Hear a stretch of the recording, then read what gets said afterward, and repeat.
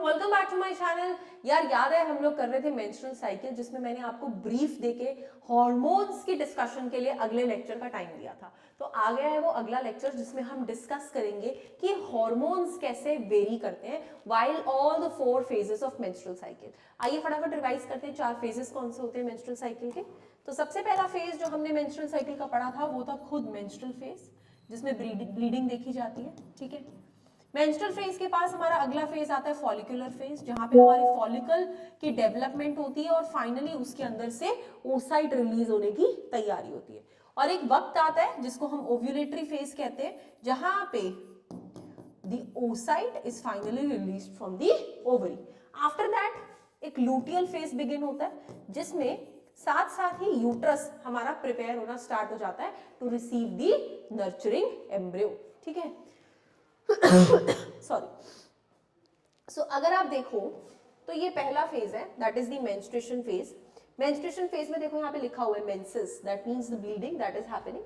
और उसमें हमारे जो ओवरी के हार्मोन लेवल्स हैं वो नॉर्मल जा रहे हैं, ईस्ट्रोजन और प्रोजेस्टेरोन।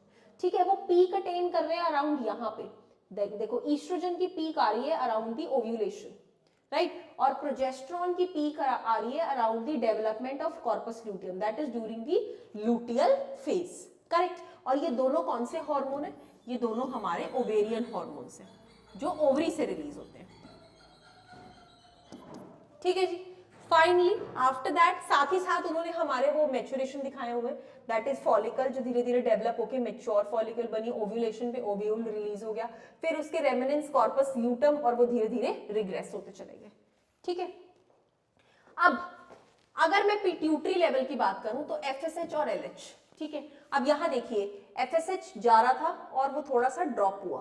कहां ड्रॉप हुआ? हमारे फॉलिकुलर फेज में, और फिर उसने पीक अटेन की ओव्यूलेटरी फेज में। तो एफएसएच और एलएच दोनों की पीक है ओव्यूलेशन के दौरान। तो ओव्यूलेशन के दौरान 3 हार्मोन बढ़े, LH, FSH and oestrogen. Whereas progesterone का हमने कहां देखा?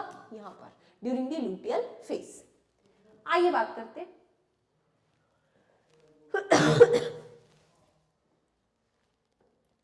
gonadotropins LH and FSH increase gradually during the follicular phase and finally stimulate the follicular development as well as the secretion of estrogen by the growing follicles. सही बात है, follicles की development कर रहे हैं, estrogen का भी flow stimulate कर रहे हैं। दोनों LH और FSH की एक peak आती है। कब आती है? 14th day पे आती है एक peak, LH की भी और FSH की भी। रैपिड सिक्रीशन LH का जो होता है that leads to maximum level during the mid cycle.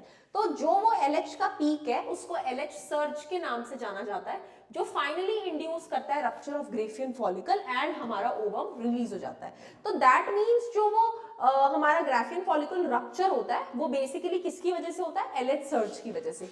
LH surge हो जाने की वजह से एक प्रोवोकनेस आती है जिसकी वजह से वो ग्रेफियन फॉलिकल फट जाती है।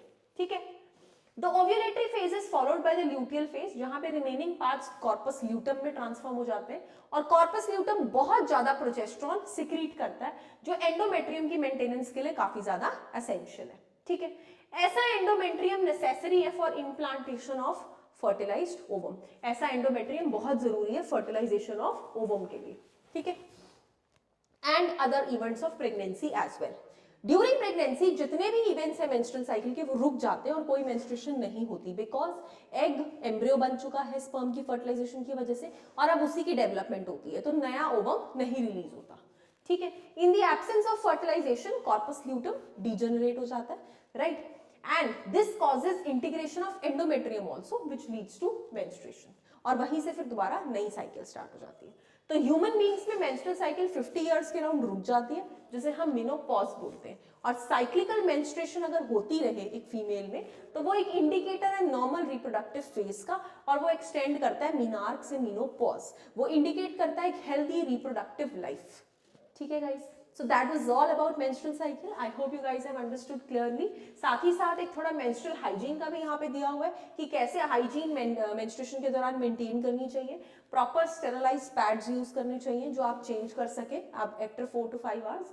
Females should have this importance of menstrual hygiene to keep themselves healthy, clean and neat to prevent any kind of infection. Okay guys, so that's all. Thank you so much for watching my lecture. अगले video में हम start करेंगे with fertilization and implantation. Thank you.